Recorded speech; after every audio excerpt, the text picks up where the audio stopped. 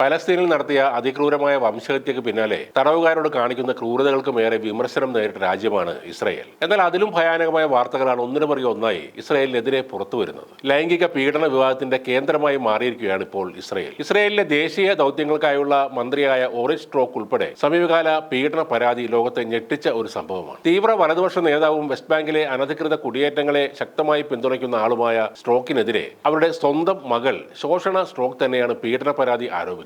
മാതാപിതാക്കളും സഹോദരനും ചേർന്ന് തന്നെ ലൈംഗികമായി പീഡിപ്പിച്ചതായി ആരോപിച്ച് ശോഷണ ഇറ്റലി പോലീസിൽ പരാതി നൽകുകയായിരുന്നു. കുട്ടിക്കാലത്ത് എന്റെ മാതാപിതാക്കൾ എന്നെ ലൈംഗികമായി പീഡിപ്പിച്ചു, ലൈംഗിക അതിക്രമം ചിത്രീകരിച്ചു, അത് അശ്ലീലതക്കായി ഉപയോഗിച്ചു എന്നായിരുന്നു ഏപ്രിൽ 10 സോഷ്യൽ മീഡിയയിൽ പങ്കിട്ട ഒരു വീഡിയോയിൽ ശോഷണ തുറന്നു പറഞ്ഞത്. സ്ട്രോക്കിന്റെ കുടുംബത്തിൽ നേരത്തെയും ഇത്തരം വിവാദങ്ങൾ ഉണ്ടായിരുന്നു. സ്ട്രോക്കിന്റെ മകനായ സിക്കി സ്ട്രോക്കിനെതിരെ 2007 15 വയസ്സുള്ള ഒരു പലസ്തീൻ ആൺകുട്ടിയെ തട്ടിക്കൊണ്ടുപോയി പീഡിപ്പിച്ചതിന് കേസെടുത്തിരുന്നു. ഇസ്രയേലി കുടിയേറ്റ സമൂഹത്തിൽ കഴിഞ്ഞ കുറച്ചു വർഷങ്ങളായി അത്തരം നിരവധി കേസുകൾ റിപ്പോർട്ട് ചെയ്യപ്പെട്ടിട്ടുണ്ട്. ഇപ്പോൾ ഇങ്ങനെയുള്ള കേസുകളുടെ എണ്ണം കൂടി വരികയാണ്. 2023 association of rape crisis centres in ഇസ്രയേലിന്റെ റിപ്പോർട്ട് അനുസരിച്ച് സ്വന്തം വീട്ടിൽ തന്നെ പീഡനത്തിന് ഇരയായി പരാതി നൽകുന്നവർ 36% ഉണ്ട്. കുട്ടികൾക്കെതിരായ കുറ്റകൃത്യങ്ങൾ സംബന്ധിച്ച പരാതികൾ പരിശോധിക്കുമ്പോൾ 70% ഇത്തരത്തിലാണെന്ന് റിപ്പോർട്ട് പറയുന്നു. 2012 ഡോക്ടർ സിവ്യ സെലിഗ്മാൻ ഇസ്രയേലി കോടതിയിൽ പറഞ്ഞത് അധിനിവേശ പ്രദേശങ്ങളിലെ 7-ൽ ഒരാളെങ്കിലും ഇത്തരം പീഡനത്തിന് ഇരയാകുന്നു എന്നാണ്. 3 സഹോദരിമാരെ അവരുടെ പിതാവ് 21 വർഷത്തോളം തുടർച്ചയായി ബലാത്സംഗം ചെയ്തതിന്റെയും അവരുടെ വാദം കേൾക്കാൻ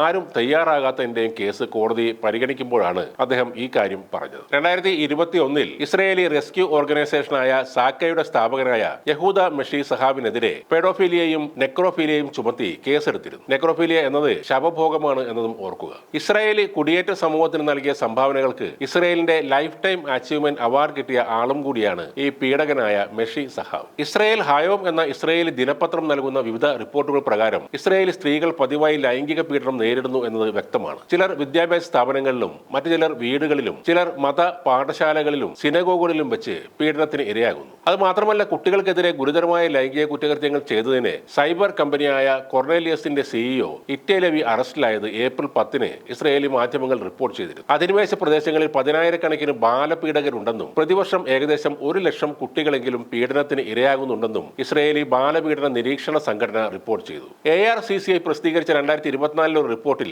കഴിഞ്ഞ ഒരു വർഷമായി ഇസ്രയേലി കുടിയേറ്റ സമൂഹത്തിൽ നടന്ന ലൈംഗിക പീഡനങ്ങളുടെ ഞെട്ടിക്കുന്ന ഡാറ്റ പറയുന്നുണ്ട്. ARCCI റിപ്പോർട്ട് അനുസരിച്ച് ലഭിക്കുന്ന പരാതികളിൽ 59% 18 വയസ്സിന് താഴെയുള്ള പ്രായപൂർത്തിയാകാത്തവരെ ദ്രോഹിക്കുന്നതുമായി ബന്ധപ്പെട്ടതാണ്. കൂടാതെ 28% 12 വയസ്സിന് താഴെയുള്ള ഇരകളുമായി ബന്ധപ്പെട്ടതാണ്. ലൈംഗിക അതിക്രമ പീഡന പരാതികളിൽ 81% കുറ്റപത്രം സമർപ്പിക്കാതെ അവസാനിച്ചതായും ആ റിപ്പോർട്ടിൽ പറയുന്നു. അതുമാത്രമല്ല, പോലീസ് ഉദ്യോഗസ്ഥർ നടത്തുന്ന ലൈംഗിക കുറ്റകൃത്യങ്ങളെക്കുറിച്ചുള്ള പരാതികളിൽ പകുതിയിൽ അധികവും അന്വേഷിച്ചിട്ടുമില്ല. രജിസ്റ്റർ ചെയ്ത കേസുകളിൽ 87% പിന്നീട് കുറ്റപത്രം സമർപ്പിക്കാതെ അവസാനിപ്പിച്ചതാണെന്നും ആ റിപ്പോർട്ടിൽ പറയുന്നുണ്ട്. ലൈംഗിക അതിക്രമങ്ങളിൽ മുങ്ങിക്കുളിച്ച ഒരു സമൂഹമാണ് ഇസ്രയേലി കുടിയേറ്റ സമൂഹം. അതിന് സ്ത്രീകൾ നൽകുന്ന വില വലുതാണെന്നും ARCCI ഡയറക്ടർ ജനറൽ സൊലിറ്റ് സെനു പറയുന്നു.